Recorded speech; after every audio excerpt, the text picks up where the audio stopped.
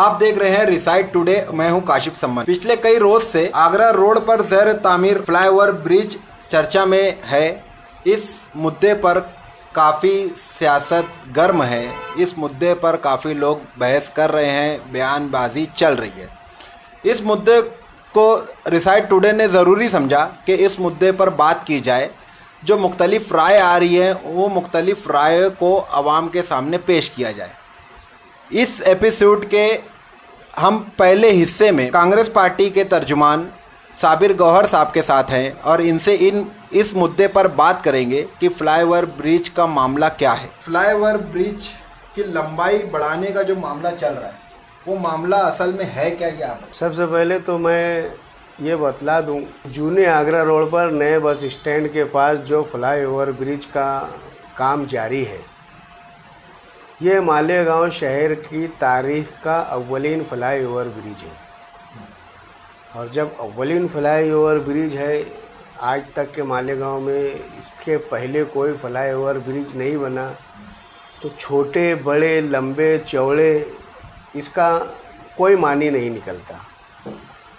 Traffic के निज़ाम की तब्दीली, ट्रैफिक के निज़ाम में सहूलत और मालेगांव के बढ़ते हुए ट्रैफिक को कंट्रोल करने के लिए साबिक रुकन असम्बली आसिफ शेख रशीद ने शहर की ज़रूरत के पेश नज़र अपोजिशन में रहते हुए इस फ्लाईओवर ब्रिज को मंजूर करवाया। ना सिर्फ वो मंजूर करवाया बल्कि उसका काम भी जारी करवाया। और ये फ्लाईओवर ब्रिज 21,72,25,000 रुपयों पर मुश्तमिल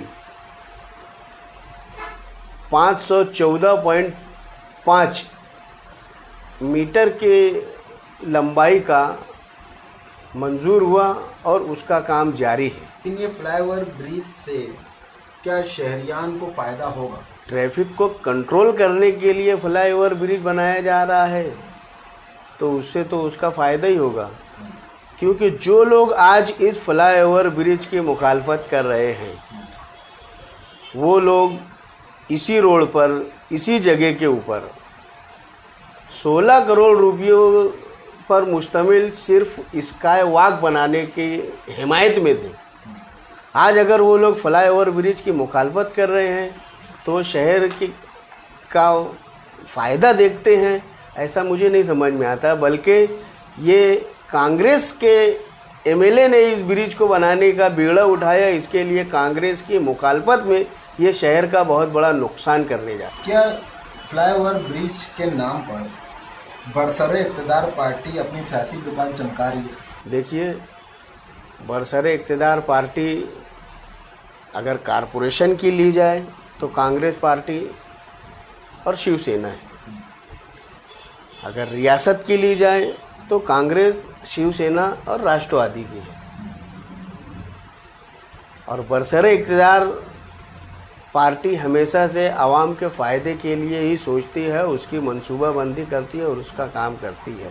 और मैं आपको बतला देता हूँ, आपके इस रिसाइट टुडे चैनल के माध्यम से उसके मार्फत ये बतला देना चाहता हूँ कि मालेगांव शहर में कांग्रेस पार्टी ही वो वाहिद पार्टी है जो इस शहर की फलाह व बहबूद, इस शहर की तामीर व तरक्की और इस शहर में तामीर के नुकूश अगर किसी पार्टी ने छोड़े हैं तो वो कांग्रेस पार्टी है। चाहे आज की बात ले लें या माजी की बात ले लें, अगर शहर में तामीर व तरक्की का कोई भी नक्शा है, कोई भी निशान है, कोई भी तामीर है, कोई भी इमारत है, तो वो कांग्रेस पार्टी की देन है।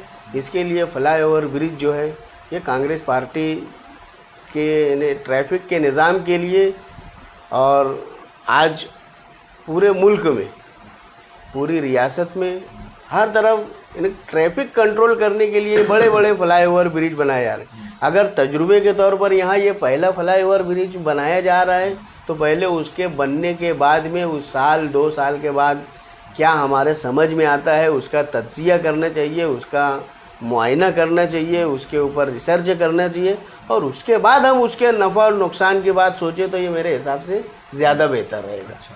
लेकिन जब पिछले इलेक्शन अगर हम देखते हैं तो उसमें बारिश और ब्रिज कांग्रेस की शिकस्त की वजहों में से एक वजह ये भी बताई जाती है, तो इसको आप कैसे देखेंगे? मैं बिल्कुल आँख बंद करके इस हकीकत को तस्लीम करता हूँ कि 2019 के असम्बली इलेक्शन में आगरा रोड की खस्ता हाली और फ्लाईओवर ब्रिज का अधूरा काम हमारे उम्मीदवार की शिकस्त के कई असबाब में एक सबब था।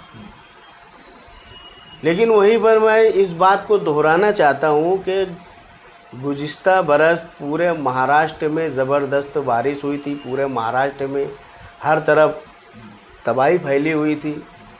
बहुत सारे रास्ते गर्काब हो गए थे, बहुत सारे पुल टूट गए थे, नदियों के अंदर सैलाब आ गया था। पूरे महाराष्ट्र की यही हाल थी। अब उसमें अगर फ्लाईओवर ब्रिज के नाम के ऊपर आगरा रोड के ऊपर काम जारी है, खड्डे गड्ढे खोदे गए हैं और काम जारी है, और उसके बाद उस पूरे महाराष्ट्र के जैसी बारिश अगर मालेगांव में होती है और उसकी तकलीफ़ अगर हम लोगों ने बर्दाश्त की है और देखा है, तो ये उसके सबब में एक सबब है। लेकिन बारिश के बाद में जिस तरीके की road, cement road flyover bridge के आसपास में आज बन रही है या उस वक्त बनी है, तो वो अगर 2-2.5 महीना पहले, बारिश के अय्याम से पहले अगर वो रोड बन जाती तो जो नुकसान हमारा 2019 के असम्बली इलेक्शन में हुआ, मैं समझता हूँ हम उस नुकसान से बच जाते, बल्कि वही आसिफ शेख रशीद की कामयाबी का सबब बन सकता था। लेकिन आपकी एक तहरीर नज़रों से गुजरी जिसमें आपने बारिश और ब्रिज के उन्वान पे ही आपने जनता दल और एमआईएम को खींचने की कोशिश की है, फिर वो क्या है? बारिश के ऊपर उन्होंने उनकी सियासत चमकाई और हमने आवाम को असल वजह बतलाने की कोशिश की। यानी वो कैसे सियासत चमका रहे? रास्ते ख़राब हुए, उसको उन्होंने हाईलाइट किया, जबकि हकीकत ये थी कि सिर्फ मालेगांव का आगरा रोड का इतना हिस्सा, शिवाजी पुतले से लेके सुपरमार्केट का हिस्सा ख़राब था, ऐसा नहीं, पूरे महाराष्ट्र की हालत ख़राब थी। ये हकीकत है जो हमने आवाम के सामने उजागर की। लेकिन उसी मकसद को उन्होंने सिर्फ इतने ही हिस्से को ज़्यादा उन्होंने हाईलाइट किया। शहर के दूसरे इलाकों में उनके जहाँ कारपोरेटर थे, जहाँ पर चलने के लिए रास्ता नहीं था, अगर कहीं बारिश हो जाती तो हफ्ता 2-2 हफ्ते तक के वहाँ पर हम मोटरसाइकिल लेकर या साइकिल लेकर या पैदल नहीं जा सकते थे, लेकिन उसको उन्होंने हाईलाइट नहीं किया। लेकिन अगर इसकी ब्रिज की अगर लंबाई को बढ़ा दिया जाता है तो उससे शहरियान को फ़ायदा ही होगा, तो आप ऐसा मानते हैं क्या?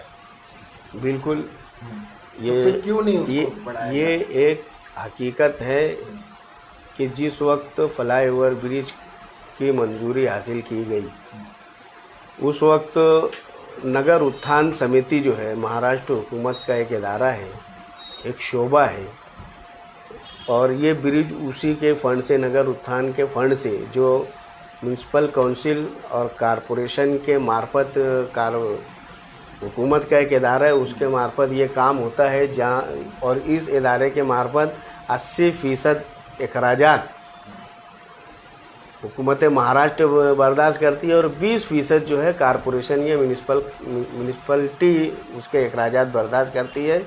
उस स्कीम के अंदर इस पुल की बुनियाद, तो उसके जब नुमाइंदे और उसके इंजीनियर जब यहाँ पर मुआयना करने के लिए आए, तो उन्होंने जगह का, ज़मीन का मौज माप करने के बाद उन्होंने उतने हिस्से को मंजूरी दी कि ट्रैफिक के निज़ाम में यहाँ से यहाँ तक के भी अगर पुल बनाया जाए तो ये मुनासिब रहेगा, और वही प्लान मंजूर होकर वहाँ पर गया। लेकिन उसके बाद में जब हम लोगों ने देखा कि हज़ार खोली से जो लोग आएंगे, उनको पुल जब वहाँ पर सखावत होटल के पास उतरेगा तो उनको सखावत इस होटल के पास का टर्न काट के उनको वापस जाना पड़ेगा, या मुमकिन है सुपरमार्केट से उनको टर्न लेना पड़ेगा। इस चीज़ को उस वक्त आसिफ शेख रशीद ने महसूस किया और उन्होंने 80 मीटर, यानी जैसा कि मैंने कहा कि 514.5 मीटर की लंबाई पहले थी, और अब उसके अंदर 80 मीटर मज़ीद बढ़ाकर उसका प्रस्ताव डाला गया और उसके लिए असम्बली इलेक्शन में शिकस्त खाने के बावजूद आसिफ शेख रशीद ने मेयर शेख रशीद साहब से गुजारिश करते हुए उनको लेटर देते हुए कारपोरेशन के अंदर ठहराव मंजूर कराया। 17 जनवरी 2019 को जिस वक्त शेख रशीद साहब मेयर थे उस वक्त 282 नंबर का ठहराव ये 2.5 करोड़ रुपये के तखमीने से मंजूर करके हुकूमत महाराष्ट्र को भेजा गया, लेकिन नगर उत्थान की जानिब से उस लेटर के ऊपर कोई कार्रवाई नहीं हुई। कार्रवाई इसलिए नहीं हुई कि उस ठहराव के वहाँ पर जाने के बाद में अक्टूबर 2019 का जो इलेक्शन आया उसमें आसिफ शेख रशीद को शिकस्त से दो चार होना पड़ा और उसके बाद यहाँ मजलिस इत्तेहादुल मुस्लिमीन के नुमाइंदे मुंतखब होकर आए, चुनकर होकर आए और उसके बाद मंत्रालय के कामकाज को पूरा करने की जिम्मेदारी नए एमएलए साहब की बनती थी, लेकिन उन्होंने वो हल्फ बर्दारी की तकरीब में वो लेट पहुंचते हैं। जहां पर हल्फ बर्दारी होती है वो वहां ना जाते हुए स्पीकर के चेंबर के अंदर जाकर हल्फ लेते हैं। वो अगर नागपुर के सरमाई अजलास में शिरकत करते हैं तो वहां पर जब कार्रवाई होती है तो उस वक्त वो मालेगांव में चले आते हैं। और इसी तरीके से जब मुंबई के अंदर बजट इजलास होता है तो वहाँ पर भी ना तो वो कोई लेटर देते हैं ना तो वो कोई कार्रवाई करते हैं। और इस तरीके से उन्होंने जो उनकी ज़िम्मेदारी थी, चूँकि कारपोरेशन ने 2019 में ही 80 मीटर फ्लाईओवर ब्रिज की लंबाई बढ़ाने के लिए मंजूरी दे दी थी, ठहराव कर दिया था। और उसके बाद जब वो नगर उत्थान महकमे में गया तो वहाँ पर एमएलए की जवाबदारी थी कि वो वहाँ पर काम करते, उस लेटर का फॉलो अप लेते और उस काम को पूरा करते, लेकिन उन्होंने कोई काम उस वक्त नहीं किया। और 17 मार्च 2020 को अभी लॉकडाउन लगने से एक हफ्ता पहले वो लेटर मालेगांव कारपोरेशन में आया कि सितंबर 2020 तक के इस पुल का काम मंजूर प्लान के मुताबिक हो जाना चाहिए और जो ठहराव कारपोरेशन ने मंजूर करके दिया है 2.5 करोड़ रुपये के अजाफी खर्चे के साथ उसको नगर उत्थान ने नामंजूर कर दिया और हिदायत दी है कि मंजूर प्लान के मुताबिक सितंबर 2020 तक के इस फ्लाईओवर ब्रिज का काम मुकम्मल हो जाना चाहिए। और उसके बाद आज अगर मुत्तहिदा महाज के लोग या एमआईएम के लोग, उनकी तो पार्टी समझ में आती नहीं, कारपोरेशन में रहते हैं तो मुत्तहिदा महाज बोलते हैं, अलग से रहते हैं तो अपने आप को एमआईएम का कारपोरेटर या एमआईएम का नुमाइंदा बोलते हैं, पार्टी तो समझ में आती नहीं। बहरहाल मजलिस के आमदार के जो लोग हैं उन्होंने इसके ऊपर अब सियासत शुरू की है कि लंबाई बढ़ाना चाहिए और उसके लिए कहीं प्रेस नोट दे रहे हैं, कहीं मेमोरेंडम दे रहे हैं।